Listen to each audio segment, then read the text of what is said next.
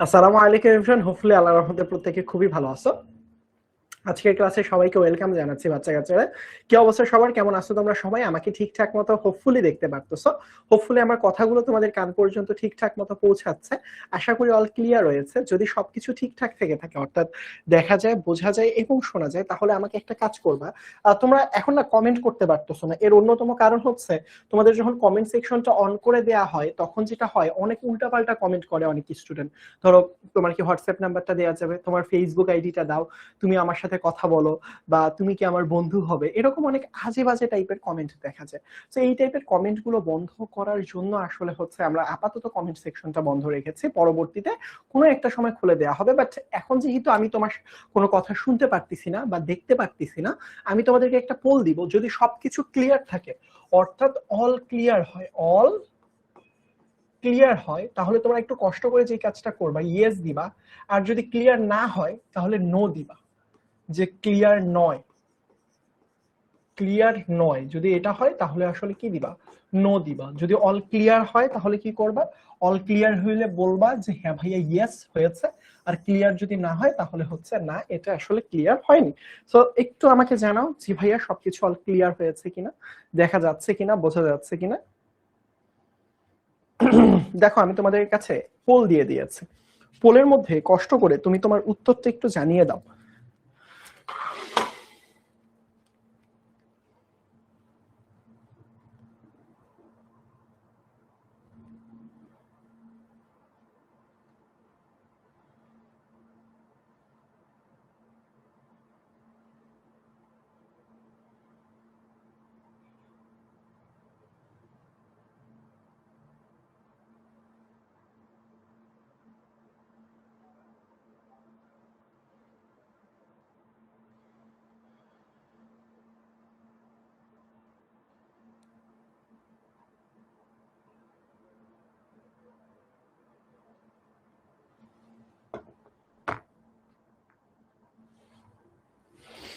ঠিক আছে, তোমরা 88% স্টুডেন্টরা বলতেছো সবকিছু অল ক্লিয়ার রয়েছে, তাহলে ধরে নিলাম তোমরা আমার কথা সবকিছু ক্লিয়ারলি শুনতে পারতেছো।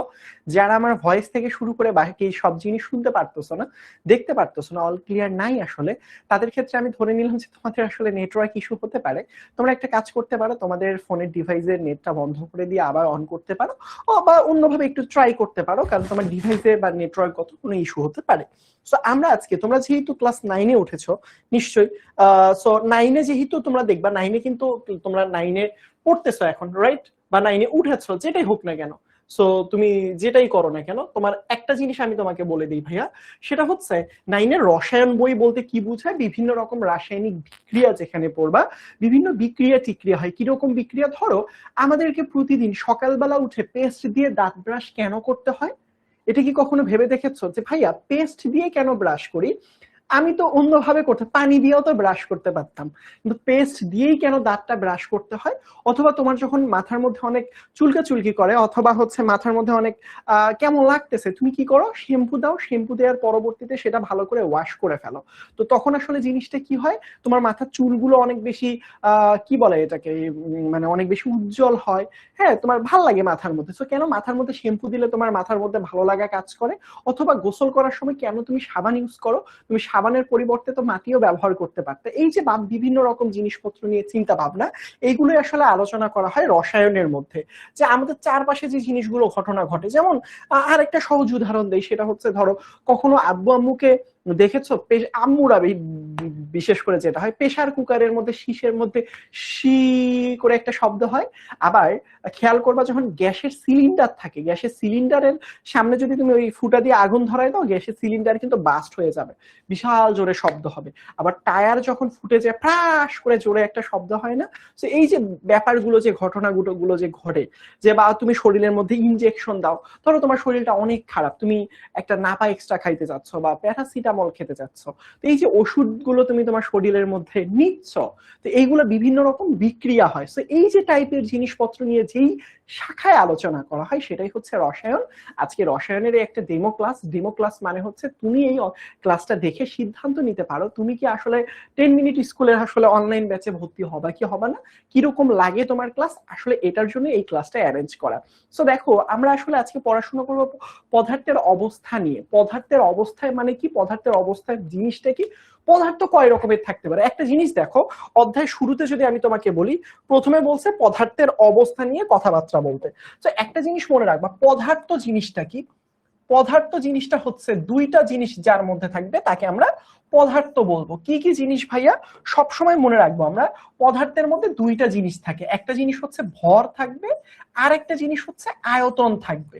সো যার ভর এবং আয়তন দুইটা জিনিস আছে তাকে আসলে আমরা কি বলবো, পদার্থ বলবো। সো দেখো একটা জিনিস চিন্তা করো যে তুমি কি পদার্থ নাকি অপদার্থ। তোমার একটা ভর আছে, চিন্তা করলাম তোমার ভর হচ্ছে 50 কেজি, আবার তুমি নির্দিষ্ট একটা আয়তন জায়গা জুড়ে আসলে অবস্থান করতেছো না। উত্তর হচ্ছে হ্যাঁ। তো তুমি যেহেতু একটা নির্দিষ্ট জায়গা জুড়ে অবস্থান করতেছো, সুতরাং তোমার একটা আয়তন আছে, তার মানে তুমি একটা পদার্থ। যেমন আমার মনে পড়ে ছোটবেলা আমার আম্মু আমাকে অনেক মারতো। কেন মারতো, কারণ হচ্ছে আমাকে আম্মু পড়তে বসাই দিত, আমি উঠে খেলতে চলে যাইতাম। তো ধরো একদিন হচ্ছে গিয়ে আমার আম্মু হচ্ছে আমাকে মারার জন্য দৌড় মারছে, খেলতে গেছি, আমার আম্মু আমার পিছনে ছুটতেছে এবং বলতেছে অপদার্থ কোথাকার, তুই মানুষ হইলি না, হ্যাঁ পড়তে বসাই দিয়ে হচ্ছে গিয়ে গেলাম, তুই হচ্ছে পড়াশোনা ছেড়ে উঠে গেলি, অপদার্থ কোথাকার। আমি তখন থেমে তাকে বললাম যে দেখো আমি কিন্তু অপদার্থ না, আমি একটা পদার্থ। আমার মা বললো কেমনে, বলতেছে যে দেখো পদার্থ হওয়ার শর্ত ভর এবং আয়তন দুইটা জিনিসই থাকতে হয়। তো আমার একটা ভর আছে 50 কেজি এবং আমার একটা আয়তন আছে, আমি তো জায়গা জুড়ে আছি, তাহলে আমার একটা আয়তনও আছে, তাহলে আমি কিন্তু পদার্থ। তুমি কিন্তু আমাকে ভুল বলছো, তুমি পড়াশোনায় ফাঁকিবাজি করেছো। আমার মা তো পাইছে আমাকে দাঁড় হওয়া অবস্থায়, কানের নিচে দুইটা থাপ্পড় দিয়ে বলছে চল পদার্থ পড়তে বসে এবার। তো যাই হোক, তো পদার্থ হওয়ার জন্য কয়টা শর্ত থাকে, পদার্থ হওয়ার জন্য শর্ত থাকে দুইটা, একটা জিনিস হচ্ছে ভর থাকতে হবে, আয়তন থাকতে হবে। মজার বিষয়, পদার্থ দুনিয়ার বুকে কত রকমের হতে পারে। পদার্থ ধরো তুমি একটা পদার্থ, আমি একটা পদার্থ, এটাও একটা পদার্থ, রাইট। সো একটা বলতে পারো যে একটা বলতে পারো যে জড় পদার্থ আর একটা অজড় পদার্থ। জড় মানে কি, অজড় মানে কি, ওইগুলোতে যাবো না। কিন্তু অবস্থা ভেদে যদি আমি পদার্থের জিনিস চিন্তা করি যে ভাইয়া আমার অবস্থা ভেদে মানে পদার্থের অবস্থা কত রকমের হতে পারে, তখন আমি বলবো যে ভাইয়া পদার্থের অবস্থা 3 রকমের হতে পারে। কয় রকমের হতে পারে, পদার্থের অবস্থা 3 রকমের হতে পারে। প্রথম যে অবস্থাটা, তোমরা কেউ বলতে পারো পদার্থের অবস্থা কত রকমের হতে পারে? 3 রকমের। পদার্থ হতে পারে কঠিন, পদার্থ হতে পারে তরল, পদার্থ হতে পারে গ্যাসীয়। তাহলে পদার্থ কয় অবস্থায় থাকতে পারে? 3 অবস্থায় থাকতে পারে। একটা হতে পারে কঠিন, মানে তো বুঝছি, এই যে দেখো এই যে এর একটা ভর আছে, আয়তন আছে, কিন্তু এ তো শক্তপোক্ত। এই যে আমার যে কলমটা দেখতেছো এটা কিন্তু অনেক শক্তপোক্ত একটা জিনিস। এরকম যদি শক্ত টাইপের কোনো জিনিস থাকে তোমার কাছে, তাহলে সেটাকে আমরা কি বলবো, সেটাকে আসলে কঠিন পদার্থ বলবো। আমার কাছে যদি পানি টাইপের জিনিস থাকে, তরল, পানি, পানি তরল, রক্ত তরল, তারপর হচ্ছে যে কোনো জুস তরল, রাইট, হ্যাঁ, শরবত তরল। এরকম তরল জিনিসপত্র থাকলে সেই পদার্থটাকে বলবো তরল। গ্যাসীয় পদার্থ, যেমন আমি গ্যাসের উদাহরণ কি দিতে পারি, সিলিন্ডারের মধ্যে দেখো না গ্যাস থাকে। তারপর গাড়ি চলাচল তো দেখেছো, গাড়ি চলাচল করা দেখোনি, গাড়ির টায়ারের ভিতরে পাম্প দেয়া থাকে, সেটার মধ্যেও কিন্তু গ্যাসই থাকে আসলে। সো এরকম টাইপের যদি কিছু, বেলুন, বেলুনের মধ্যেও কিন্তু গ্যাস থাকে। সো জিনিসটা কি, তাহলে আমরা বলতে পারলাম যে ভাইয়া আমাদের পদার্থ হওয়ার শর্ত হচ্ছে ভর এবং আয়তন থাকবে। পদার্থ দুনিয়ার বুকে 3 রকমের হতে পারে, একটা কঠিন, একটা তরল, আর একটা হচ্ছে গ্যাসীয় পদার্থ। বলতো এই জিনিসগুলো তো 6, 7, 8, 9 পড়ে এসেছো, তারপর একবার রিক্যাপ বা মনে করিয়ে দেওয়ার চেষ্টা করলাম যাতে করে তোমার আসলে সব জিনিস মনে পড়ে। আসলে এটা কিন্তু আমরা রিভাইজ করলাম, কেমন বলতো, এই পর্যন্ত কি সবাই ঠিকঠাক বুঝতে পেরেছো? বলতো তোমাদেরকে একটা পোল দিয়ে দিচ্ছি।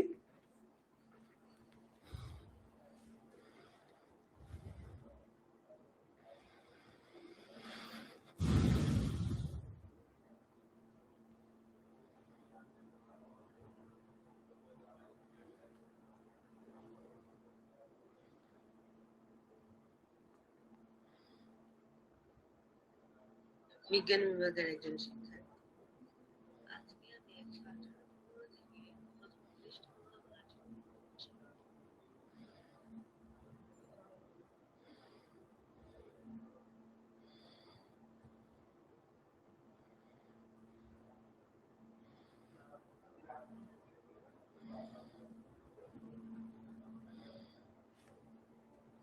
ঠিক আছে,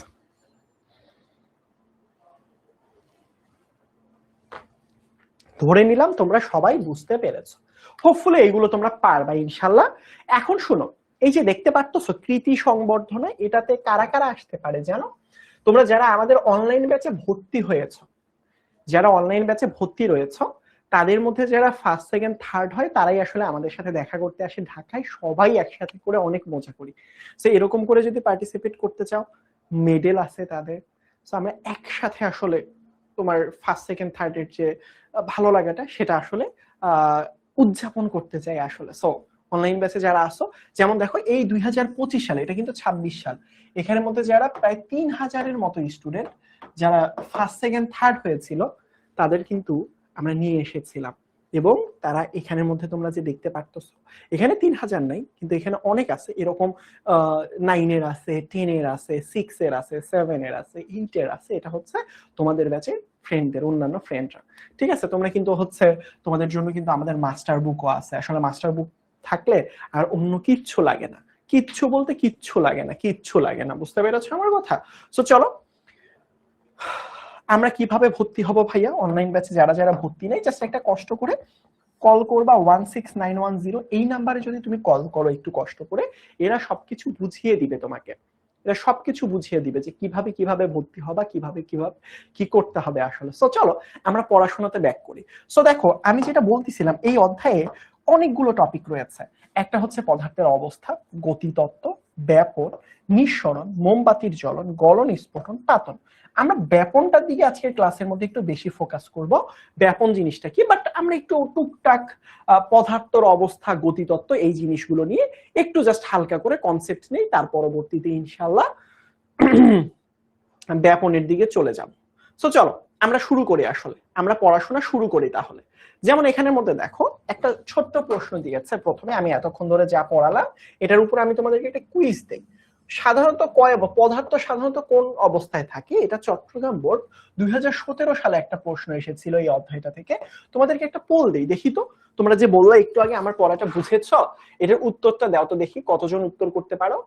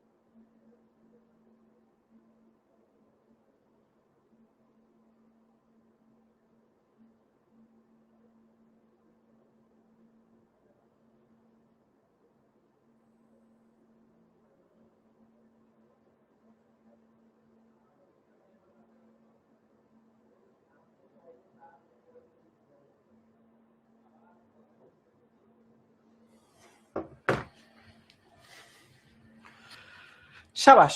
পদার্থের অবস্থা থাকতে পারে তিনটা, একটা হচ্ছে কঠিন, আরেকটা হচ্ছে তরল, আর একটা হচ্ছে গ্যাসীয় অথবা বায়বীয়। হোপফুলি তোমরা বুঝতে পেরেছ। তার পরবর্তীতে দেখো কোনটি, এরকম টাইপের অনেক জিনিস আসে যে বলে যে কোনটি পদার্থ নয়। এটাও দেখো বোর্ড পরীক্ষায় আসে একটা প্রশ্ন, পদার্থ নয় কোনটা। এই টাইপের যখন তোমাকে প্রশ্ন পরীক্ষার মধ্যে জিজ্ঞেস করবে, তুমি কোন জায়গায় ফোকাস করবা? দেখবা কোন জিনিসগুলোর দুইটা শর্ত, একটা হচ্ছে ভর থাকতে হবে, আর একটা হচ্ছে আয়তন থাকতে হবে। ভর এবং কি থাকতে হবে? আয়তন। কারণ তুমি দেখবা বায়ু, বায়ুর কিন্তু একটা ভর আছে, আমরা হয়তো বুঝি না। বাতাস, শরীরে একটা বাতাস, ঘরের মধ্যে যদি বাতাস বয় তাহলে শরীরের মধ্যে বাতাসটা লেগে যায় না? তার মানে এটার ভর এবং আয়তন দুইটাই আছে, তার মানে এটা একটা পদার্থ। তার পরবর্তীতে পানি, পানির কথা যদি আমি তোমাকে জিজ্ঞেস করি, পানির একটা নির্দিষ্ট ভর আছে না? পানিটাকে যেই পাত্রে রাখা হয় তার আয়তন দখল করে। তার পরবর্তীতে দেখো চাঁদ, চাঁদকে যে আমরা এই পৃথিবী থেকে চাঁদটাকে যে আমরা দেখি, চাঁদের নির্দিষ্ট একটা আয়তন আছে না? এবং চাঁদের তো একটা ভর আছে, একটা উপগ্রহের তো একটা ভর আছে।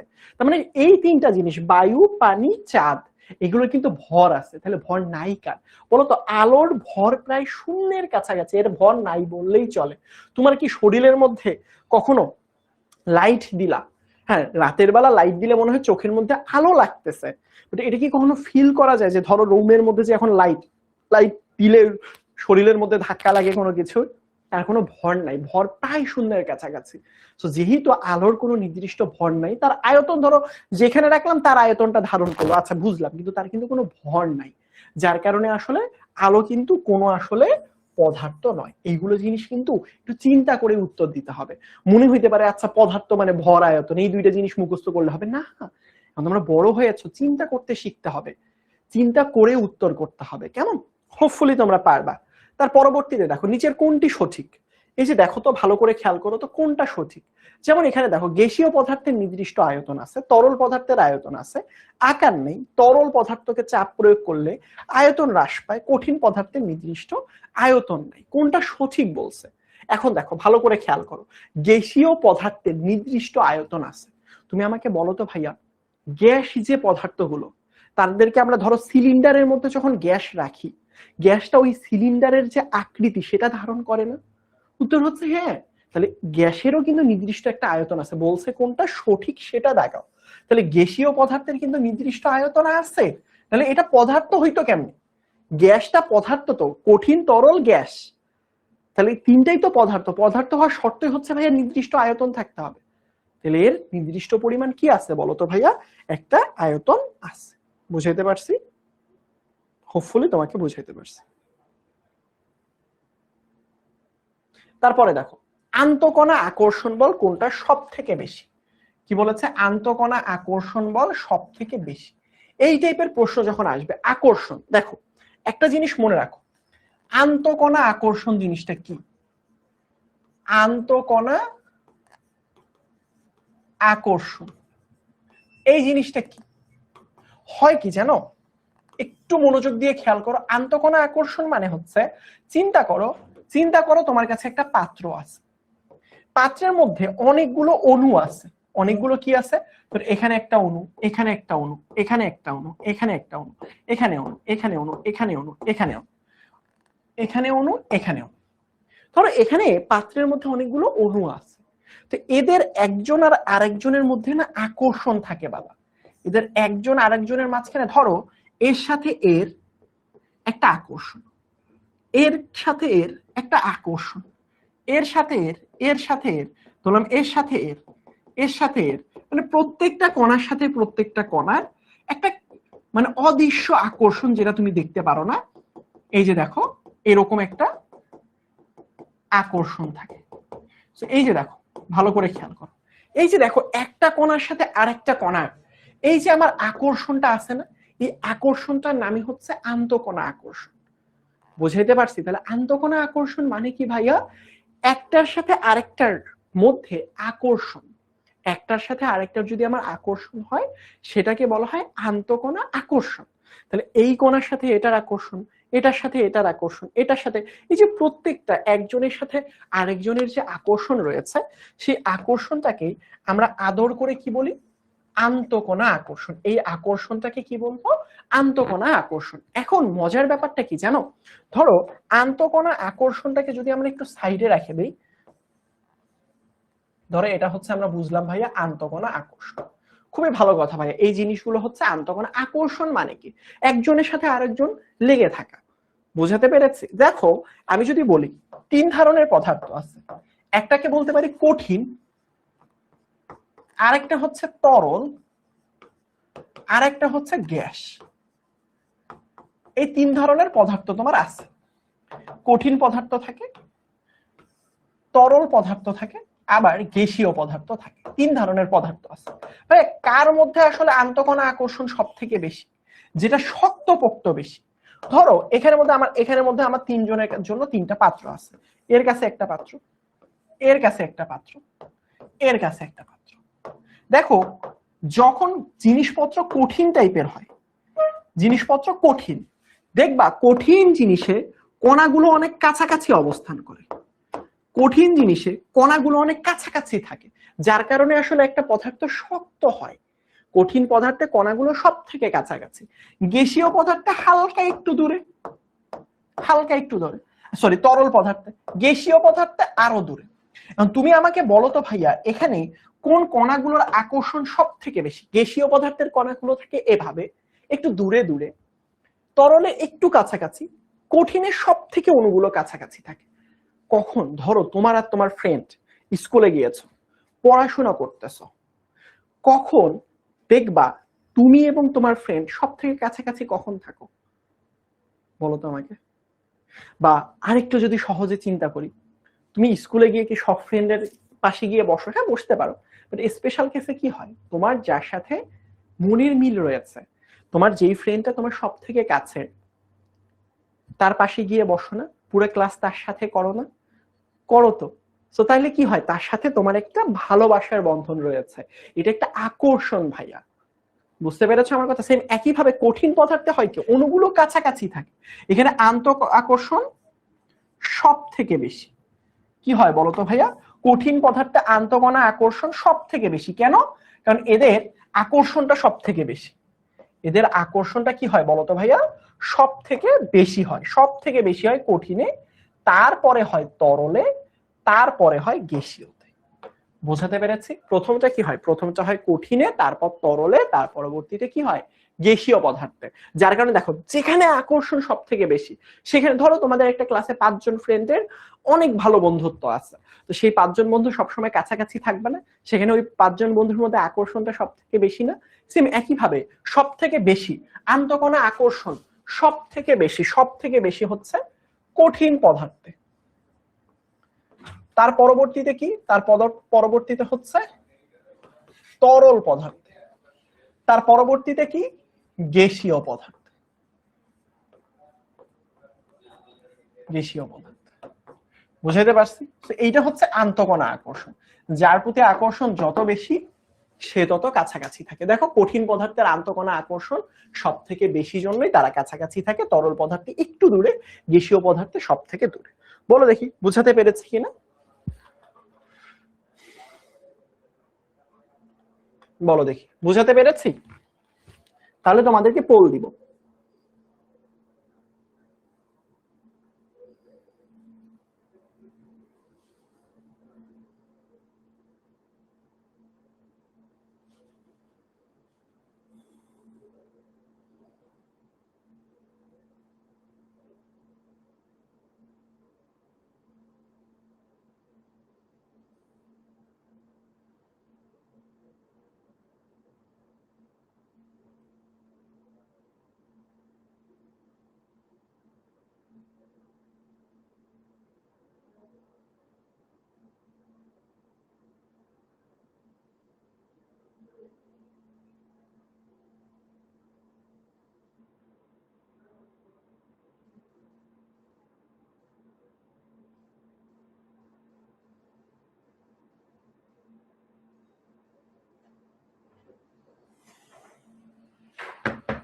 ঠিক আছে, সুপার।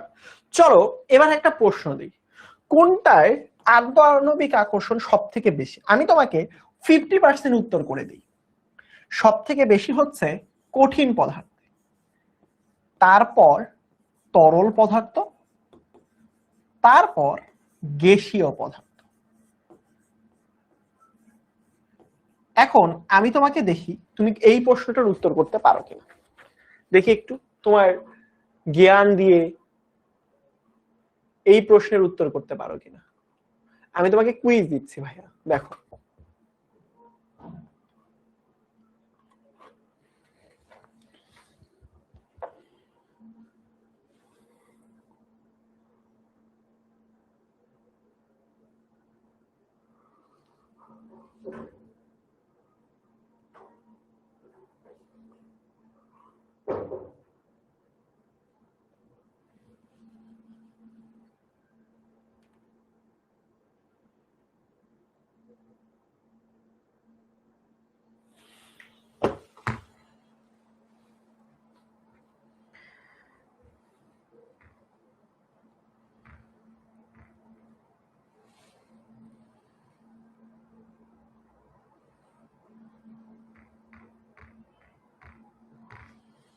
ঠিক আছে, সুপার। দেখো এখানে যারা পারোনি তাদের জন্য আমি বলতেছি। দেখো এখানে কি হবে বলো ভাইয়া? বলছে আন্তঃকণা আকর্ষণ বল সব থেকে বেশি। কি বলছে? বল আন্তঃকণা আকর্ষণ বল সব থেকে বেশির কথা বলছে। তাহলে বেশি কোনটার হবে তুমি বলো তো আমাকে ভাইয়া? সব থেকে কঠিনটা বেশি। এখানে তোমার কঠিন পদার্থ কোনটা? কমন সেন্স দেখো। তুমি আমাকে বলো তো খাবার লবণ যে খাইছো কখনো, এটা তো তরকারিতে গিয়ে লিকুইড করে খাও বা যেভাবেই খাও না কেন, বাট বাজার থেকে যে লবণটা পাওয়া যায় এটা কি শক্ত অবস্থায় কিনতে পাওয়া যায় না? কঠিন অবস্থায় তো পাওয়া যায়। ওই যে দেখো না চারকোনা টাইপের লবণ তো খাইছো ভাইয়া সারা জীবন হইলো। সো লবণটা সবসময় কি থাকে? কঠিন অবস্থায় থাকে। কি অবস্থায় থাকে? কঠিন। তাই এখানে লবণ হচ্ছে কঠিন পদার্থ। আচ্ছা তরল পদার্থ কোনটা? পানিটা কি একটা তরল পদার্থ না বলতো? এইটা তো বুঝো ভাইয়া, নাইতে ক্লাস 1-এ ভর্তি হইতে হবে। পানি। তার পরবর্তীতে দেখো তো কেরোসিন। কেরোসিনও কি হবে বলতো ভাইয়া? কেরোসিনও তো তরল পদার্থ। কেরোসিন কিন্তু এক ধরনের তেল, রাইট? কেরোসিনও হচ্ছে তরল পদার্থ। আর গ্যাসীয় পদার্থ কোনটা বলতো ভাইয়া? গ্যাসীয় পদার্থ হচ্ছে এখানে carbon die oxide. Carbon die oxide তো জানো কিভাবে ভাইয়া? জানো ওই যে আমরা ত্যাগ করার সময় নাক দিয়ে যে কার্বন ডাই অক্সাইড ত্যাগ করি, ওটা কি নাক দিয়ে কি লোহার পাইপ বের হয়? নাক দিয়ে লোহার পাইপ বের হয় নাকি একটা আমি যে বের করলাম, এটা কি গ্যাস না? তাহলে কার্বন ডাই অক্সাইড।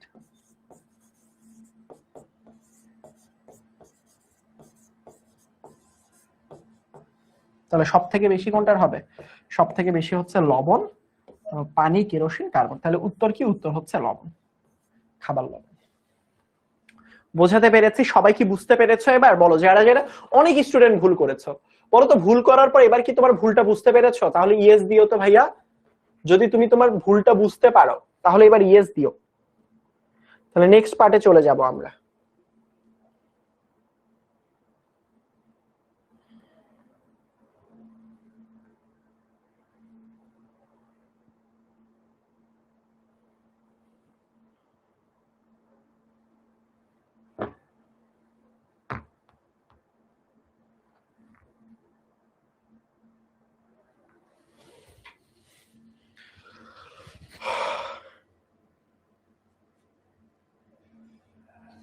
ঠিক আছে, সবাই বুঝতে পারছো? হোপফুলি এখন থেকে আর ভুল হবে না।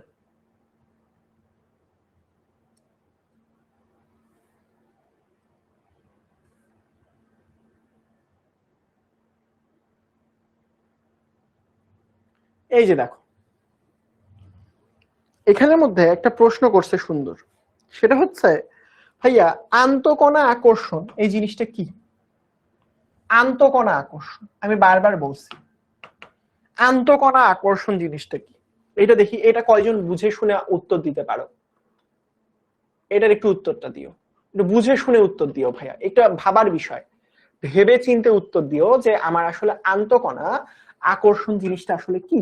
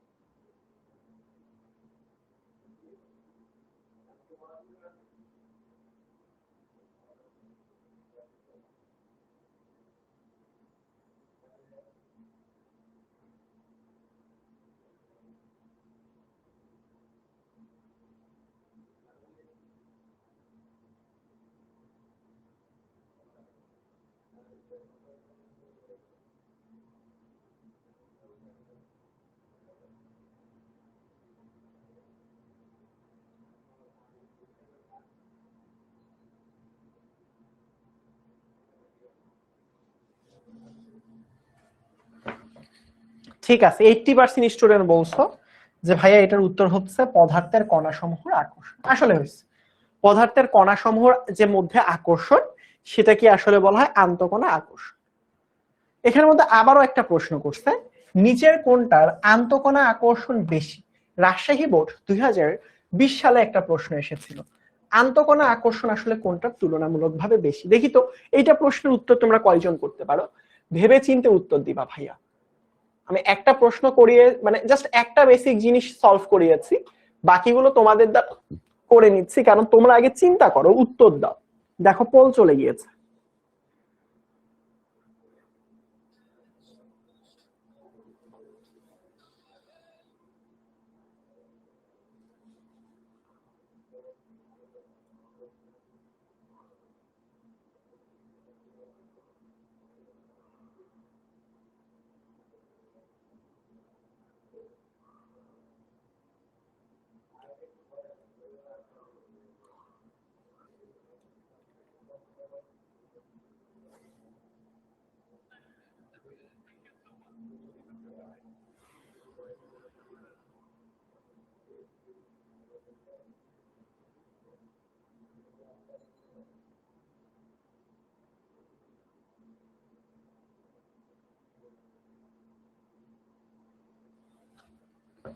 ঠিক আছে, দেখো আকর্ষণ সব থেকে বেশি কি, তোমাকে এখানে একটু কষ্ট করে খুঁজে বের করতে হবে। ভাইয়া সব থেকে বেশি কঠিন, তারপর বেশি হচ্ছে তরল, তারপর বেশি হচ্ছে গ্যাসীয়। এই তো, একটার পর আরেকটা। তুমি আমাকে বলো এখানের মধ্যে মিথেন, মিথেনটা হচ্ছে একটা গ্যাসীয় পদার্থ ভাইয়া। মিথেন দিয়ে কি করা হয় জানো? বসত বাড়ির যে গ্যাসের সিলিন্ডারের মধ্যে যে গ্যাসগুলো দেখো না, ওইগুলো বেসিক্যালি আসলে মিথেন। আচ্ছা, চুনা পাথর, চুনা না দেখলেও পাথর কথাটা থেকে তো কিছু শেখা উচিত। পাথর মানে কি? পাথর কি শক্ত জাতীয় না? এটা দেখে তো একটু গেস করা উচিত ভাইয়া, এটা চুনা পাথর হচ্ছে কঠিন। চুনা পাথর কি? চুনা পাথর হচ্ছে কঠিন। তার পরবর্তীতে সয়াবিন তেল, তেল যদি বলে যে কোনো তেল, সয়াবিন তেল, কেরোসিন তেল, এই যে দেখো তেল, কেরোসিনটাও তেল, সয়াবিনটাও তেল, দুইটাই কিন্তু তেল। তাহলে তেল কি জাতীয় পদার্থ? তরল জাতীয় পদার্থ। তাহলে সব থেকে বেশি চুনা পাথর, তারপরে তেল, তারপরে মিথেন। তাহলে উত্তর কি হবে? সব থেকে বেশি আসে চুনা পাথর, অর্থাৎ বি নাম্বারটা। ক্লিয়ার? সবাই বুঝতে পারছে? এইগুলো না একটু ভেবে চিনতে উত্তর না করতে পারলে কিন্তু প্যারা আছে। বুঝাইতে পারছি? এখন দেখো এখানের মধ্যে আরেকটা প্রশ্ন আছে, যেটা রাজশাহী বোর্ড 2016 সালে এসেছিল।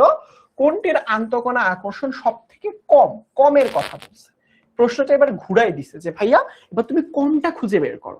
তাহলে নিশ্চয়ই গ্যাসীয় পদার্থ খুঁজে বের করো, দেখি কোনটা গ্যাসীয়। দেখি তো কয়জন পারো এটা। আমি তো সলভ করে দিচ্ছি, তার আগে তোমাদেরকে একটু দিয়ে টেস্ট করাচ্ছি যে তোমরা কতটুকু পারো আসলে।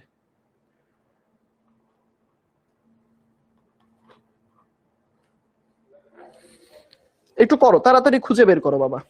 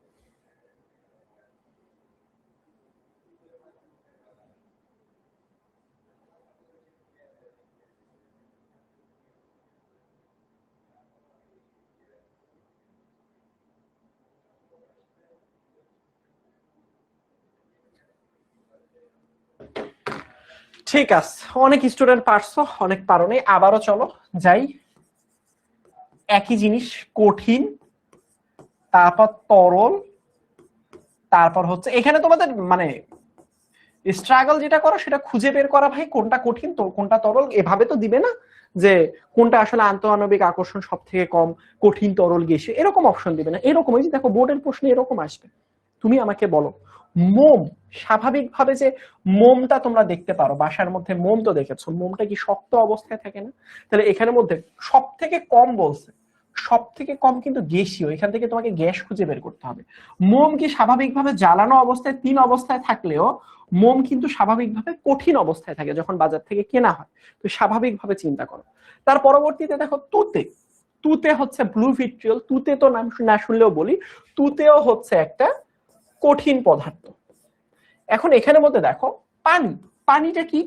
পানিটা হচ্ছে একটা তরল পদার্থ, ভালো কথা। এখন ভাইয়া আছে কি আসলে? একমাত্র প্রোপেন না, ধরো তোমরা প্রোপেন অন্য অধ্যায়ে শিখবা, এটা প্রোপেন তোমরা বেসিক্যালি শিখবা 11 নম্বর অধ্যায়।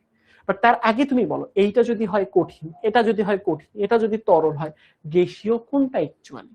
আসেই তো একটা অপশন, সেটা হচ্ছে প্রোপেন। তাহলে এখানে উত্তরটা কি হবে? গ্যাসীয়, সেটা হচ্ছে প্রোপেন।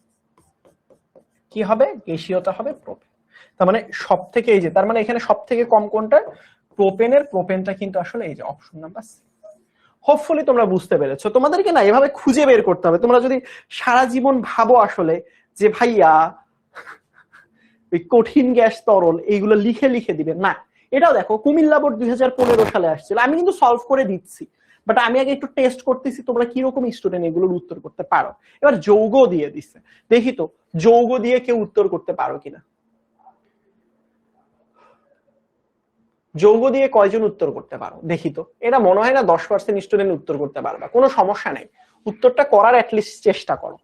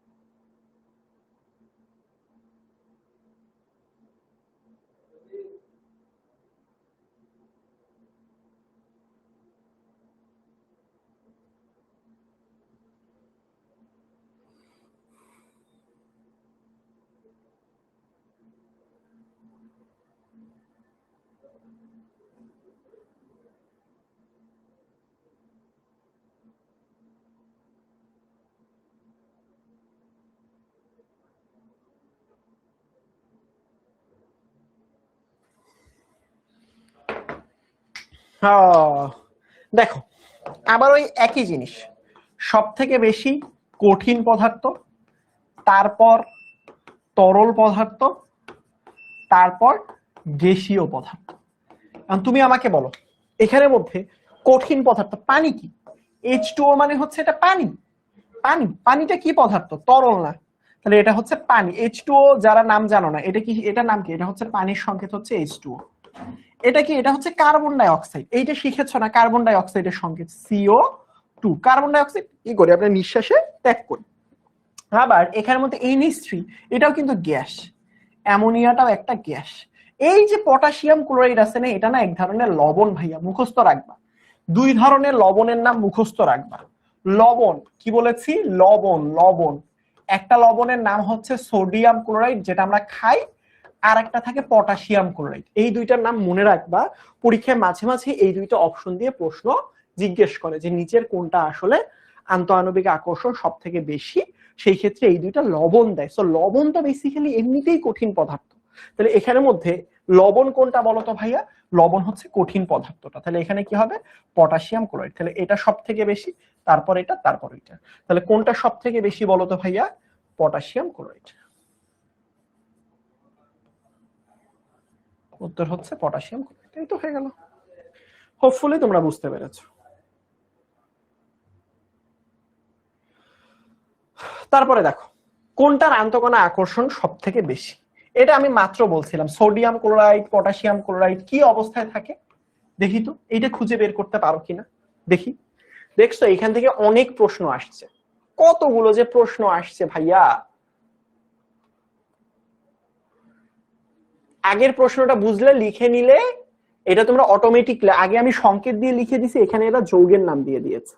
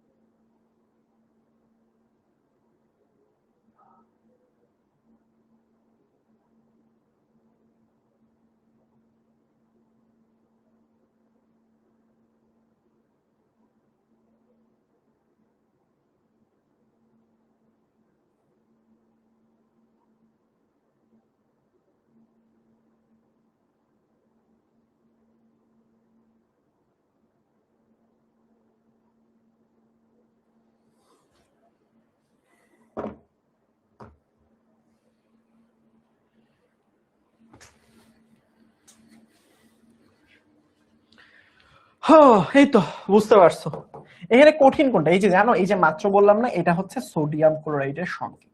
এই যে NaCl, আর সোডিয়াম ক্লোরাইডটা কি পদার্থ? কঠিন পদার্থ। এখানে কঠিন পদার্থ কোনটা? সব থেকে আন্তঃআণবিক আকর্ষণ কঠিন পদার্থের বেশি। এখানে কঠিন পদার্থ অ্যাকচুয়ালি কোনটা? কঠিন পদার্থ হচ্ছে এখানে সোডিয়াম ক্লোরাইড। কঠিন পদার্থ এখানে কি? Sodium chloride. বুঝাইতে পারছি? হোপফুলি বুঝতে পারতেছো তোমরা। দেখছো কত ভাবে আসছে। এই যে এখন আসো, এখন আসো, আমরা নতুন একটা টপিক নিয়ে পড়াশোনা করব। এখন আমরা যেই টপিকটা নিয়ে, দেখো আমরা কিন্তু অনেক কোশ্চেন সলভ করলাম। এখন আমরা যেই টপিকটা নিয়ে কথা বলবো সেটা হচ্ছে ব্যাপন। কি বলেছি? টপিকের নাম হচ্ছে ব্যাপন, তোমাদের বোর্ড বইয়ে দেয়া আছে ব্যাপন। ব্যাপন জিনিসটা কি? ব্যাপন জিনিসটা হচ্ছে বাংলা শব্দের অর্থ যদি বলি যে ভাইয়া ব্যাপন শব্দের অর্থ একদম বাংলা অর্থ কি? ব্যাপন শব্দের বাংলা অর্থ হচ্ছে ছড়িয়ে পড়া। কি পড়া? ছড়িয়ে পড়া। এটা তো ছয়ের জায়গায় কি হইলো দেখো, ব্যাপন অর্থ হচ্ছে ছড়িয়ে পড়া। ব্যাপন শব্দের অর্থ কি? ছড়িয়ে পড়া। কি পড়া? ছড়িয়ে পড়া। এটা ছড়িয়ে পড়া মানে কি? ছড়িয়ে পড়া মানে চারদিকে ছড়িয়ে পড়া। এটা কি মানুষের মতো ছড়িয়ে পড়া? ওই রকম। যেমন দেখো, তোমার আম্মু যদি গরুর মাংস রান্না করে বাসায়, ধরো তোমার আম্মু রান্নাঘর থেকে গরুর মাংস রান্না করতেছে, তুমি পড়ার টেবিল থেকে বুঝে যাবা বাসায় তো আজকে হেভি খাওয়া দাওয়া হবে, উফ সেই, ওই মামা সেই খাওয়া হবে, রাইট? এরকম একটা ফিলিংস আসে না? ভালো লাগা কাজ করে না? আল্লাহ আজকে তো জমায় খাবো একদম, এরকম মনে হয় কি হয় না? অবশ্যই হয়। কিভাবে তুমি টের পাইলা? তোমাকে কি কানের মধ্যে এসে ভূত এসে ফিস ফিস করে বলে দিয়ে গেছে যে আসলে তোমার আম্মু আজকে এটা রান্না করতেছে? উত্তর না। ওই যে আম্মু যে রান্না করতেছে, তরকারির যে গন্ধটা, ওইটা তোমার নাক পর্যন্ত পৌঁছায় কেমনে? ওই গন্ধটা আস্তে আস্তে, দেখো না, আম্মু যখন রান্না করে ধোয়া উড়ে যায়, আস্তে আস্তে আস্তে আস্তে চারদিকে ছড়িয়ে পড়ে, ছড়িয়ে পড়ে একসময় তোমার নাকের কাছে আসে। এই যে দেখো, কোনো একটা তরকারি রান্না হলো, তারপর সে চারপাশে ছড়িয়ে গেল, যাওয়ার পর তোমার নাক পর্যন্ত আসলে, এই যে ছড়িয়ে পড়ার প্রসেস বা এই যে প্রক্রিয়াটা যে ছড়িয়ে পড়লো, এটাকে আসলে বাংলা ভাষায় আদর করে ব্যাপন বলা হয়। তাহলে ব্যাপন মানে ছড়িয়ে পড়া। হ্যাঁ, হতে পারে ধরো তুমি কয়েল লাগাই দিলা ঘরের মধ্যে, ধোঁয়াটা ছড়িয়ে পড়ে না? তাহলে এটাকে কি বলবো? এই যে ধোঁয়া যে চারপাশে ছড়িয়ে পড়ে, এটাকে বলবো আমরা ব্যাপন। তারপর চা খাও, চায়ের যে উপরের যে ধোঁয়াগুলো আস্তে আস্তে উপরের দিকে চারপাশে ছড়িয়ে পড়ে না, এটাকে কি বলবো? এটাকে ব্যাপন বলবো। তাহলে দেখো, ব্যাপন কোন কোন মাধ্যমে হইতে পারে? ব্যাপন হতে পারে কঠিন মাধ্যমে, ব্যাপন হতে পারে কঠিন মাধ্যমে, ব্যাপন হতে পারে তরল মাধ্যমে, ব্যাপন হতে পারে গ্যাসীয় মাধ্যমে। তাহলে এই যে দেখো, কঠিন, তরল আর গ্যাসীয়, এই তিনটা মাধ্যমে কোন জিনিস যে ছড়িয়ে পড়া, কঠিন, আবার বলতেছি কঠিন, তার পরবর্তীতে কি? তরল এবং গ্যাসীয়, এই তিনটা পদার্থ চারপাশে ছড়িয়ে পড়ার যে প্রসেস বা প্রক্রিয়া, এটা কি আসলে বলা হয় ব্যাপন। যেমন ধরো একটা, এটা তোমার রুম, আগে এখানের মধ্যে ভালো করে খেয়াল করো, আগে এখানের মধ্যে একটা অণু ছিল, এখানে ছিল, এখানে ছিল। এখন পরবর্তীতে যেটা হয়েছে, এই অণুগুলো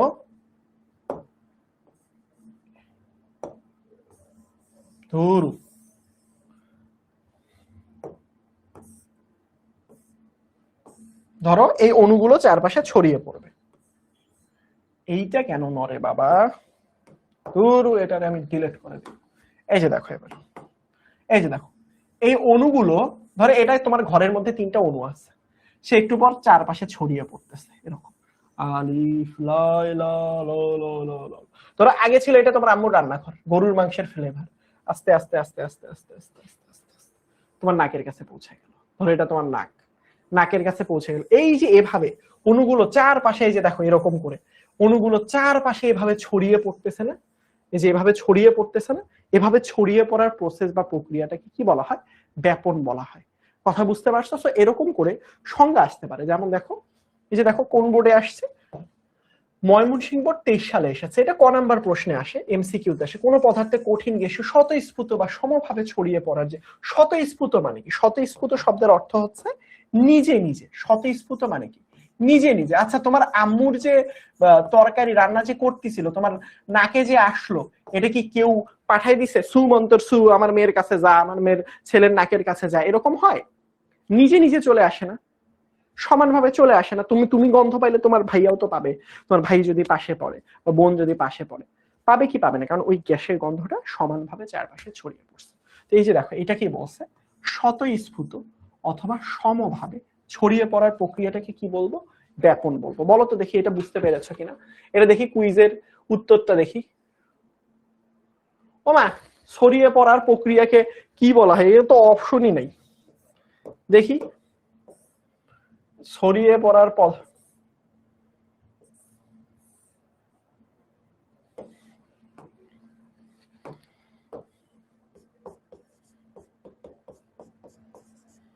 নিঃসরণ, ব্যাপন। নাও দেখি, এবার উত্তর দাও দেখি, এবার উত্তর দাও দেখি।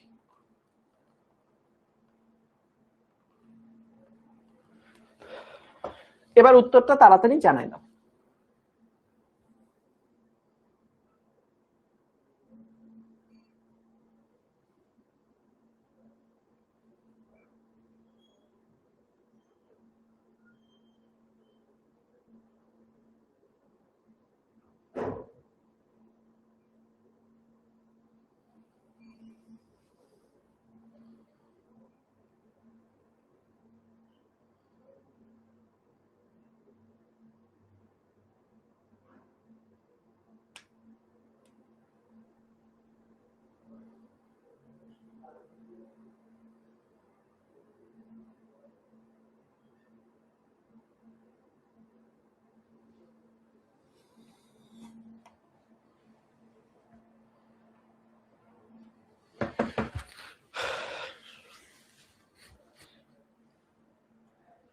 সুপার, তাহলে তোমার সংজ্ঞাটা হোপফুলি পারবা এখন থেকে। এখন কাহিনী হচ্ছে ব্যাপন নিয়ে না শুধু এতটুকু কাহিনী হয় না, ব্যাপন নিয়ে কাহিনী হয় অন্য জায়গায়। কোন জায়গায় ভাইয়া, আমি তোমাকে দেখাচ্ছি।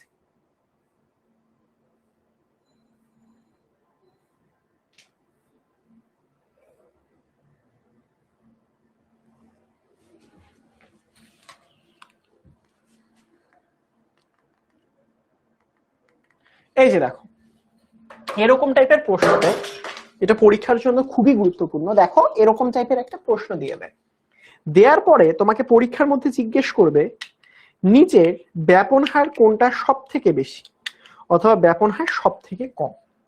দেখো এখানের মধ্যে দেখো প্রশ্নটা দেখো ভালো করে খেয়াল করো। প্রশ্নটা জিজ্ঞেস করেছে কোনটির ব্যাপন হার সব থেকে বেশি। কার ব্যাপন হার বেশি? ব্যাপন হার মানে কি, তাড়াতাড়ি ছড়িয়ে পড়তে পারে, তাড়াতাড়ি ছড়িয়ে যায় চারদিকে। যেমন আমি তোমাকে একটা ভালো কথা বলি, ধরো হচ্ছে গিয়ে তোমার আম্মু দুইটা তরকারি রান্না করছে, একটা গরুর মাংস আর একটা ধরো মাছ রান্না করছে। তো দুইটা তোমার আম্মু রান্নাঘর থেকে রান্না করছে। এখন এমন তো হতে পারে না তুমি গরুর মাংস আর মাছ এই নাক দিয়ে এসে গরুর মাংসের গন্ধ ঢুকলো, এই নাক দিয়ে মাছের গন্ধ ঢুকলো, কোনোটা একটা গন্ধ তো তাড়াতাড়ি তোমার নাকে পৌঁছাবে। এই যে তাড়াতাড়ি কে আসলে ছড়িয়ে পড়তে পারে, এটাই ব্যাপন হার। ব্যাপন হার মানে তাড়াতাড়ি ছড়িয়ে পড়া। বুঝাতে পেরেছি ব্যাপন হার মানে কি? ব্যাপন হার মানে হচ্ছে তাড়াতাড়ি চারদিকে ছড়িয়ে পড়া। তো এই যে ছড়িয়ে পড়ার ক্ষমতাটা কার বেশি, এটাকেই বলা হয় ব্যাপন হার। মানে ব্যাপন হার মানে কি, ব্যাপন হার মানে হচ্ছে তাড়াতাড়ি কে ছড়িয়ে পড়তে পারে। ব্যাপন হার শব্দের অর্থ হচ্ছে ভাইয়া তাড়াতাড়ি আমার কে চারপাশে ছড়িয়ে পড়তে পারে। যে তাড়াতাড়ি ছড়িয়ে পড়বে তার ব্যাপন হারটা বেশি, যে তাড়াতাড়ি ছড়িয়ে পড়তে পারবে না তার ব্যাপন হারটা তুলনামূলকভাবে কম।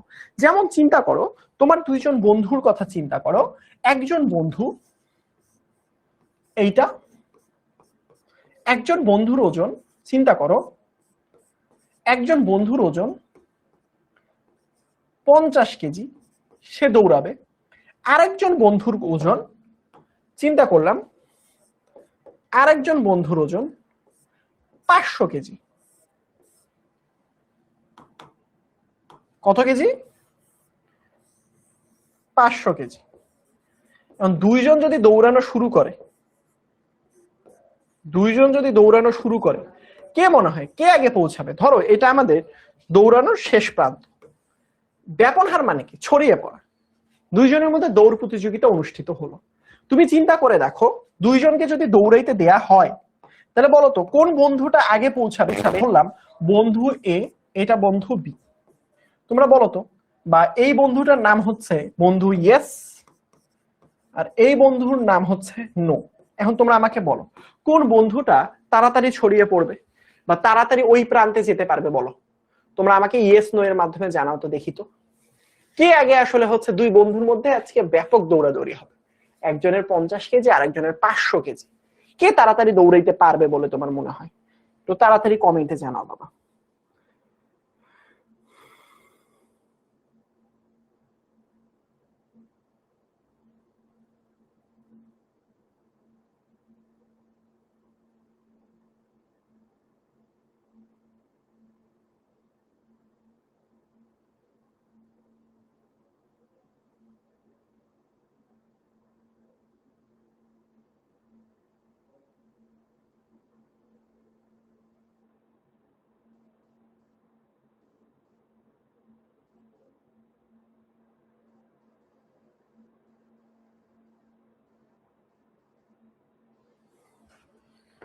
সুপার। এখন কে জিতবে? এটা তো কমন সেন্স যে ভাই যার ভর তুলনামূলকভাবে কম, এ দেখবা দৌড় দৌড় দৌড় দৌড় দৌড় দৌড় দৌড় দৌড় দৌড় এই প্রান্তে পৌঁছে গেছে, পার হয়ে গেছে, এই প্রান্ত থেকে এই প্রান্তে পার হয়ে গেছে। আর এই বন্ধু, এই বন্ধুর কি হবে?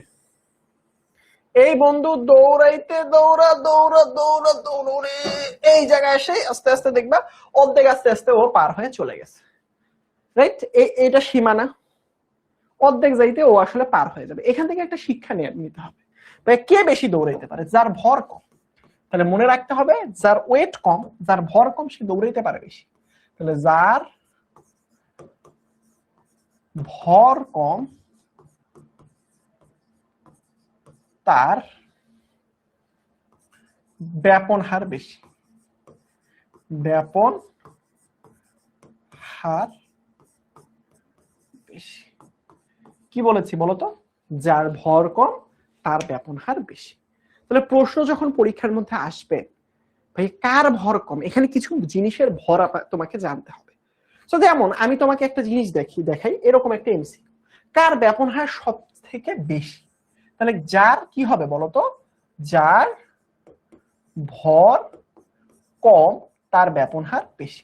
এখন এখানের মধ্যে কয়েকটা মৌলের নাম দিয়ে দিছে, দেখো N2O1 এটা একটা, তার পরবর্তীতে N2O, তারপর C2H6। এই যৌগগুলোর নাম লিখে নেই, কিভাবে ভর বের করতে হয় এটা আমি শিখাচ্ছি।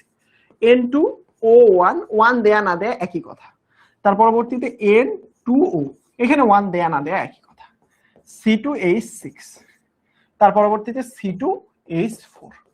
ভাইয়া আমি এইগুলোর ভর কিভাবে বের করব? খুবই সোজা। আগে তোমার কিছু মৌলের ভরের মান মুখস্থ রাখতে হবে, এটা একটু খাতায় তুলো, এইটা একটু খাতার মধ্যে তুলো। যেমন কিছু কিছু জিনিসের ভর মুখস্থ রাখবা, যেমন হাইড্রোজেনের ভর মনে রাখবা 1 গ্রাম, একটা হাইড্রোজেনের ভর 1 গ্রাম। কার্বনের ভর 12 গ্রাম, একটা কার্বনের ভর। তার পরবর্তীতে অক্সিজেন, কার্বন, নাইট্রোজেন, নাইট্রোজেনের ভর 14 গ্রাম, একটা করে কিন্তু। অক্সিজেনের ভর 16 গ্রাম, সালফারের ভর 32 গ্রাম, ক্লোরিনের ভর 36.5 গ্রাম। এইটা তোমাকে একটু খাতার মধ্যে লিখে নিতে হবে, এটা একটু খাতার মধ্যে লিখে নাও। আমি এই ভরগুলো লিখে দিলাম।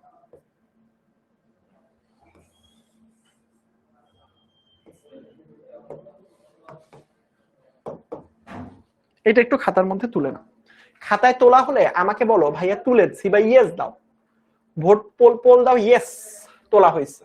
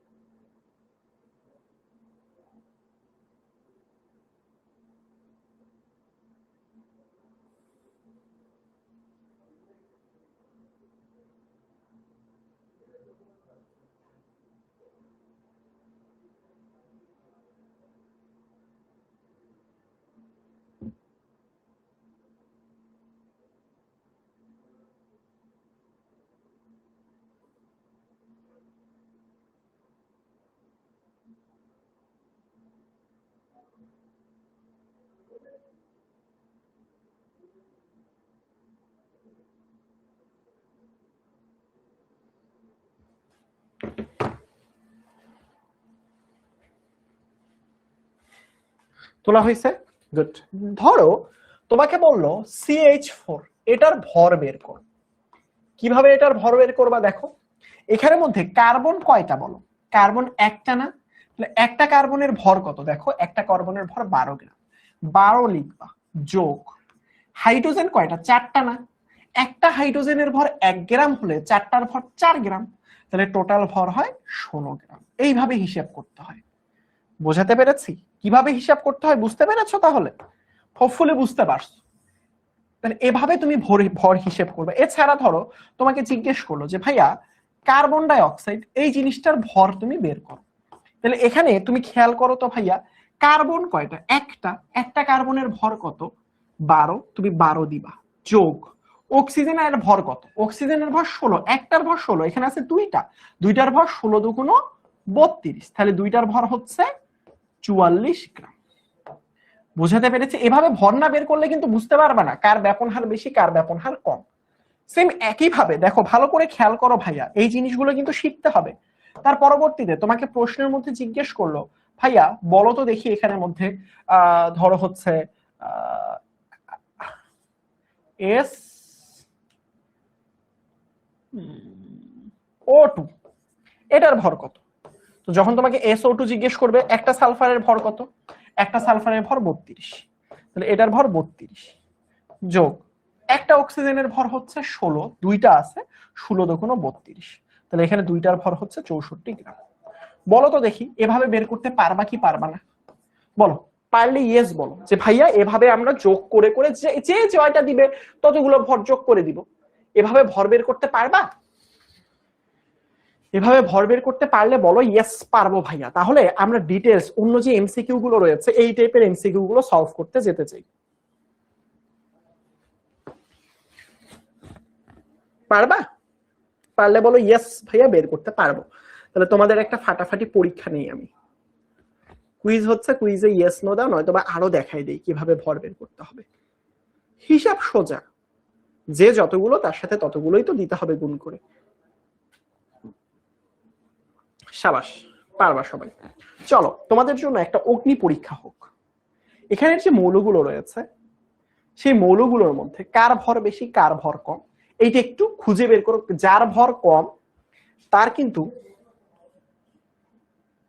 দেখো এখানে যার ভর কম তার ব্যাপন হার বেশি, তাহলে ভর কম কার এটা খুঁজে বের করতে হবে।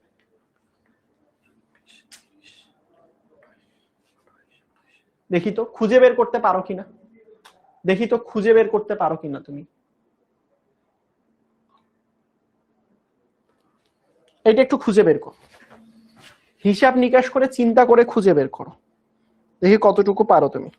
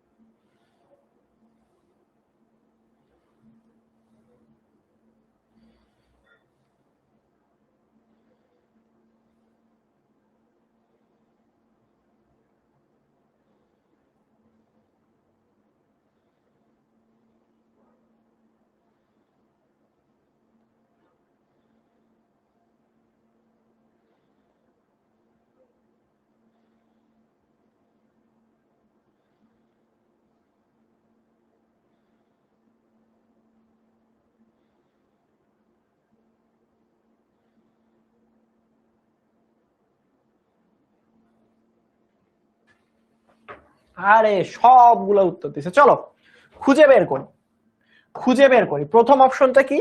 N2। দেখো আমরা এখানে ভরগুলো লিখি।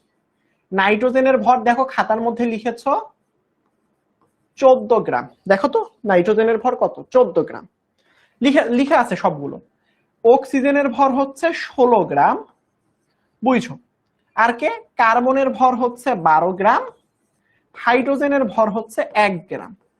এইগুলো কিন্তু তোমার খাতার মধ্যে দেখো লেখা আছে, এইগুলো তোমাকে মুখস্থ রাখতে হবে, পারতে হলে এইগুলোর মধ্যেই আছে। এখন চলো আমরা খুঁজে বের করার চেষ্টা করি। এখানের মধ্যে দেখো একটা নাইট্রোজেনের ভর যদি 14 গ্রাম হয়, নাইট্রোজেন আছে 2টা, তাহলে কত হবে 14 একটা, তাহলে 2টার ভর 14 গুণন 2, যা ভেঙে করলাম। একটা অক্সিজেনের ভর কত, একটা অক্সিজেনের ভর 16, তাহলে 16, তাহলে 28 আর 16 হচ্ছে 44 গ্রাম। এখন এখানে দেখো 2টা নাইট্রোজেন আছে, তাহলে একটা নাইট্রোজেনের ভর কত 14, 2টার ভর হচ্ছে 14 গুণন 2, 14 দুগুণ 28, একটা অক্সিজেনের ভর কত 16, তাহলে কি 16। তাহলে এখানে দেখো ভালো করে খেয়াল করো, ভালো করে বুঝছো কিন্তু ভাইয়া, এখানে কি হবে 14 দুগুণ 28, 28 আর 16 কত, এটার ভর একই জিনিস। এখানে দেখো 2টা কার্বন, একটা কার্বনের ভর কত 12, 2টার ভর 12 যোগ 24 যোগ একটা হাইড্রোজেনের ভর হচ্ছে 6, সো একটা হাইড্রোজেনের ভর 1, 6টার ভর 6, তাহলে টোটাল তল কত 30 গ্রাম। তার পরবর্তীতে দেখো 2টা কার্বনের ভর, একটা কার্বনের ভর 12, 2টার ভর 12 গুণন 2, 4টা হাইড্রোজেনের ভর 4, তাহলে 12 দুগুণ 24 আর 4 28 গ্রাম। আমি কি বলছি, ব্যাপন হার বেশি মানে কি, কে তাড়াতাড়ি ছড়িয়ে পড়তে পারে, কে তাড়াতাড়ি ছড়িয়ে পড়ে, যার ভর তুলনামূলকভাবে কম হয় সে আসলে তাড়াতাড়ি ছড়িয়ে পড়ে। এখানে এইটার ভর হচ্ছে 44 গ্রাম, এইটার ভর হচ্ছে 44 গ্রাম, এটা হচ্ছে 28 গ্রাম, এটা হচ্ছে সরি এটা 30, এটা 28। কার ভর তুলনামূলকভাবে কম, কার ভর কম, ভর কম হচ্ছে C2H4, তাহলে এটা হচ্ছে আমার উত্তর। আল্লাহ, সব থেকে কম স্টুডেন্ট উত্তর দিছো ডি ব্যাপারটা, বুঝতে পারছো? খুঁজে বের করতে হবে। এইটা প্রথম দিকে একটু প্যারা লাগতে পারে, বাট জিনিস তো সোজা। একটা কলার দাম 2 টাকা হলে 5টা কলার দাম কত, 5 দুগুণ 10, তাহলে একটা কার্বনের ভর 12 হইলে 2টার ভর কত, 12 দুগুণ 24, যে একটার ভর কত, যে 12, এটা মুখস্থ, 2টা কার্বন 12 দুগুণ 24, একটা হাইড্রোজেনের ভর 1, 6টা হাইড্রোজেনের ভর 6, যোগ করো। বুঝছো সবাই? বলো তো ভাইয়া, এই যে এত স্টুডেন্ট যে ভুল করলা, বুঝলে ইয়েস দাও তো যে ভাইয়া বুঝেছি, পোল দিয়েছি, বলো বুঝলে বলো।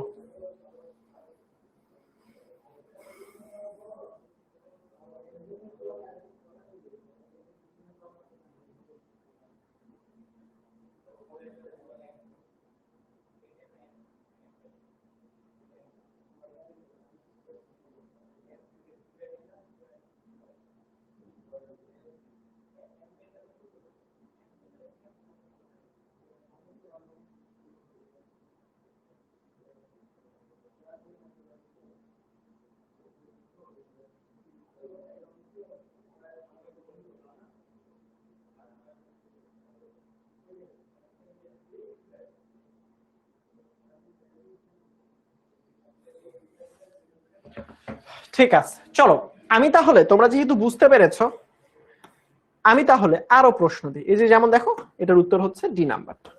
চলো অন্য প্রশ্ন দিই, কোনটার ব্যাপন হার অধিক, খুঁজে বের করো দেখি কেমন পারো তোমরা, কি রকম বুঝলা তোমরা, কোনটার ব্যাপন হার অধিক। এবার দেখি তো তুমি খুঁজে বের করতে পারো কিনা, খুঁজে বের করো দেখি।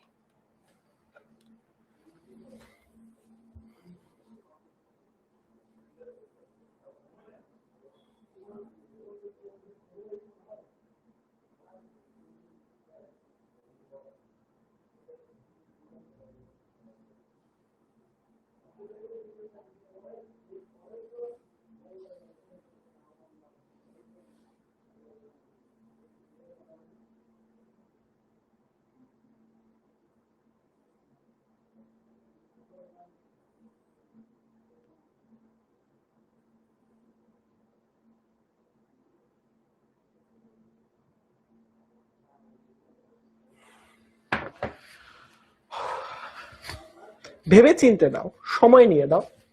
আমি ভরগুলো না হয় লিখে দিলাম, তোমাদেরকে তখন বলছিলাম খাতায় লিখো। হাইড্রোজেনের ভর, একটা হাইড্রোজেনের ভর 1 গ্রাম, কার্বনের ভর হচ্ছে, একটা কার্বনের ভর 12 গ্রাম, অক্সিজেনের ভর 16 গ্রাম, নাইট্রোজেনের ভর 14 গ্রাম, সালফারের ভর 16 গ্রাম।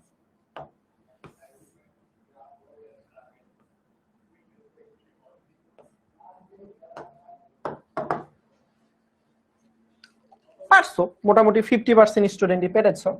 চলো আমি একবার দেখিয়ে দিই। দেখো তো এখানে একটা হাইড্রোজেনের ভর যদি 1 গ্রাম হয়, দুইটা হাইড্রোজেনের যে সংখ্যাটা দেখো নিচে, দুইটা হাইড্রোজেনের ভর 2 গ্রাম। তারপরে দেখো একটা কার্বনের ভর কত, 12, তাহলে একটা কার্বনের ভর একটাই আছে তাই 12 যোগ একটা অক্সিজেনের ভর কত, 16, একটা অক্সিজেনের ভর 16, তাহলে কত হয় 28 গ্রাম। ভালো কথা। নাইট্রোজেনের ভর কত, একটা নাইট্রোজেনের ভর হচ্ছে 14 যোগ তিনটা হাইড্রোজেনের ভর কত, তিনটা, এখানে দেখো একটা হাইড্রোজেনের ভর যদি 1 হয়, তিনটা হাইড্রোজেনের ভর হচ্ছে 3, তাহলে কত হবে 17 গ্রাম, রাইট। তার পরবর্তীতে দেখো SO2, একটা সালফারের ভর কত, 16, তাহলে একটাই আছে তাই 16 যোগ অক্সিজেনের ভর কত, অক্সিজেনের ভর হচ্ছে 16, সরি একটা সালফারের ভর তো 32 হবে, sorry sorry sorry sorry sorry, সালফারের ভর 32 বাবা, এটা একটু ঠিক করে নিও, সালফারের ভর 32, তাহলে একটা সালফারের ভর কত, একটা সালফারের ভর 32, আর এখানে দুইটা অক্সিজেন আছে, একটা অক্সিজেনের ভর 16 হলে দুইটা অক্সিজেনের ভর 16 দুগুণ কত হবে 32, তাহলে কত হবে এখানের মধ্যে 64 গ্রাম। বুঝাইতে পারছি, বুঝাইতে পারছি। সো এখানে উত্তর কোনটা হবে বলো, আমি কি বলছি ব্যাপন হার সর্বাধিক, অধিক কার বলো, যার ভর কম। এখন তুমি বলো তো এখানের মধ্যে কার ভরটা কম, সব থেকে কম ভর হচ্ছে হাইড্রোজেনের, উত্তর কোনটা হবে এটা। বুঝাইতে পারছি, এরকম করে ভরগুলো যদি জাস্ট যোগ করে বের করতে পারো তাহলে উত্তর পারবে। এবার আসো কোনটার ব্যাপন হার কম, এবার কি বলছে কম, কম কার, বেশি যদি হয় যার আণবিক ভরটা কম সে তাড়াতাড়ি ছড়ায় পড়তে পারে, তাহলে এবার বলছে কে কম দৌড়াইতে পারে, তাহলে কে কম দৌড়াইতে পারবে, যার ভর কম হবে সে তার আসলে কি হবে, সরি যার ভর বেশি হবে সে তো আসলে বেশি দৌড়াইতে পারবে না, তার ব্যাপন হার কমে যাবে। এই জিনিসগুলো তো বুঝতে হবে ভাইয়া, নয়তো পরীক্ষার হলে ডাব্বা মেরে দিয়ে আসবে। চলো দেখি কার ভরটা বেশি, কে বলতে পারবা।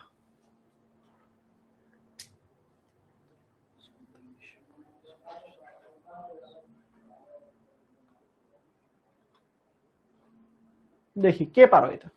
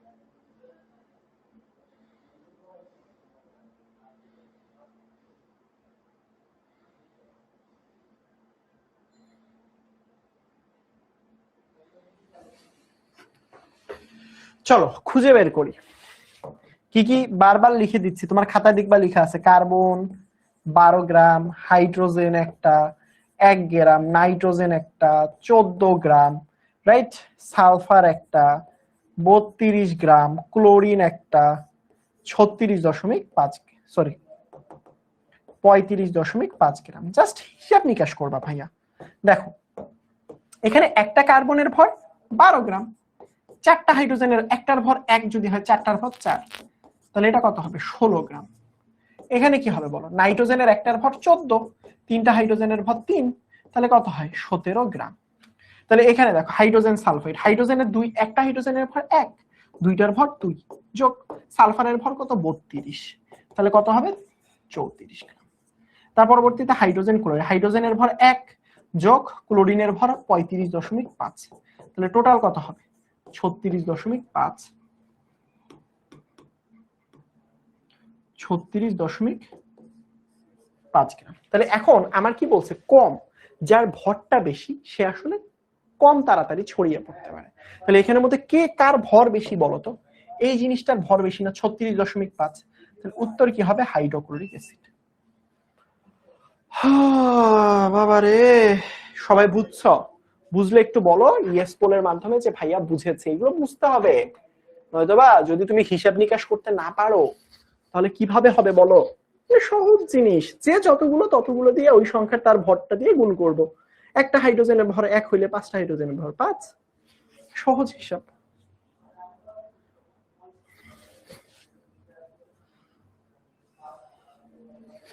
বলো দেখি বুঝেছো কিনা?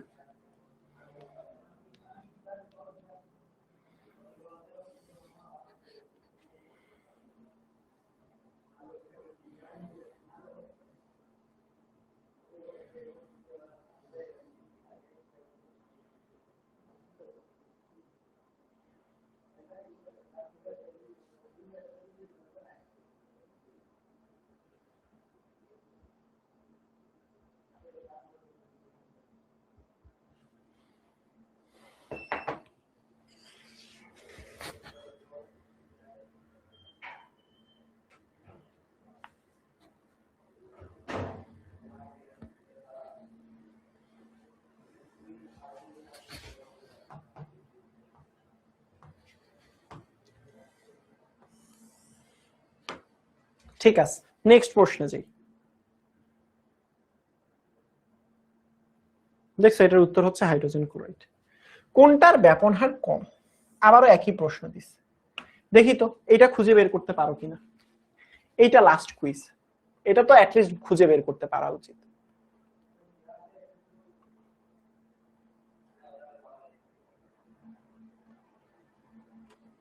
এটা কিছুই বলবো না, তোমরা খুঁজে বের করো জাস্ট।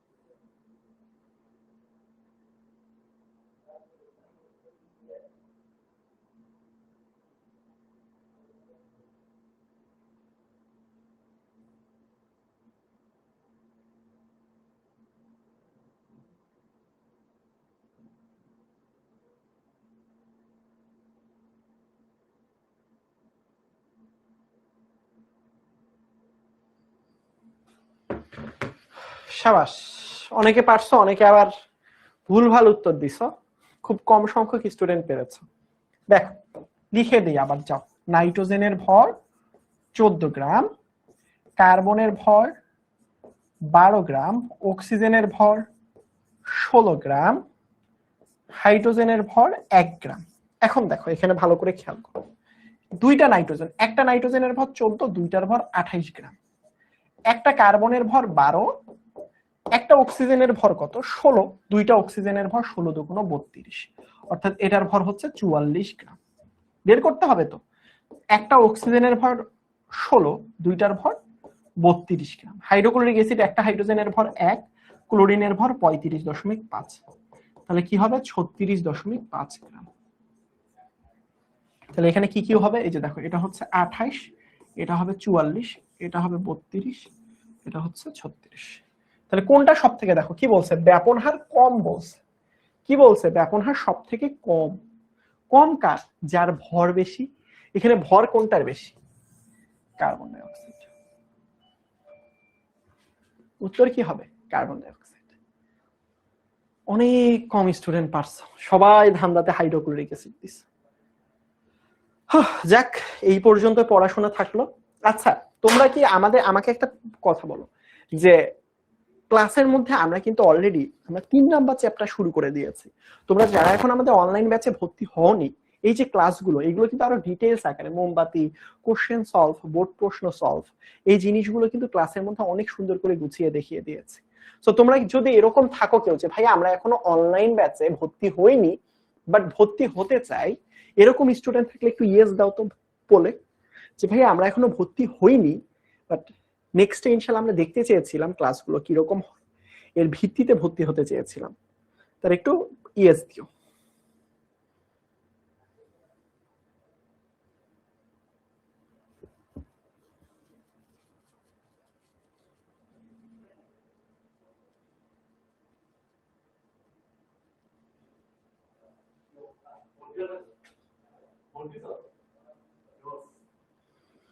ঠিক আছে, অনেকেই জানাচ্ছ। ঠিক আছে, অনেকে জানাচ্ছ ভাইয়া ভর্তি হব, ভর্তি হইনি এখনো। ঠিক আছে, তো তোমরা যারা যারা ভর্তি হওনি, ভর্তি হবা ইনশাআল্লাহ, তোমাদের সাথে কিন্তু ক্লাসে দেখা হয়ে যাবে। আমাদের 1 নাম্বার চ্যাপ্টার পড়ানো শেষ, 2 নাম্বার চ্যাপ্টারও পড়ানো শেষ, এখন কিন্তু 3 নাম্বার চ্যাপ্টারও পড়ানো চলতেছে আসলে। তো যেহেতু রানিং চলতেছে ইনশাআল্লাহ, তোমরা যদি ক্লাসে ভর্তি হয়ে যাও আমাদের সাথে কিন্তু দেখা হয়ে যাবে ক্লাসে। ক্লাসে কিন্তু মডেল টেস্ট দিতে পারবা, অনেক কিছুই করতে পারবা। হোপফুলি সবাই আজকের ক্লাসের পড়াগুলো ঠিকঠাক মতো বুঝতে পেরেছো। বাসায় একটু প্র্যাকটিস করো, ভরগুলো নির্ণয় করা যেভাবে দেখিয়ে দিলাম সেভাবে যদি বাসায় একটুখানি প্র্যাকটিস করো, দেখবা যে সবকিছু ইনশাল্লাহ পারতেছো। গাইড বা টেস্ট পেপার যেই বইটাই থাক সেটা যদি তুমি খোলার পরবর্তীতে দেখবা ইনশাল্লাহ সবকিছু আমার পড়ানো থেকে ব্যাপনহাট থেকে এইগুলোই আছে, জাস্ট খুলে দেখো। সো সবাই ভালো থাকবা, মেইন কোর্সে দেখা হবে তোমাদের সাথে। সবাই ভালো থাকবা, আমার জন্য দোয়া করবা। আসসালামু আলাইকুম, আল্লাহ হাফেজ।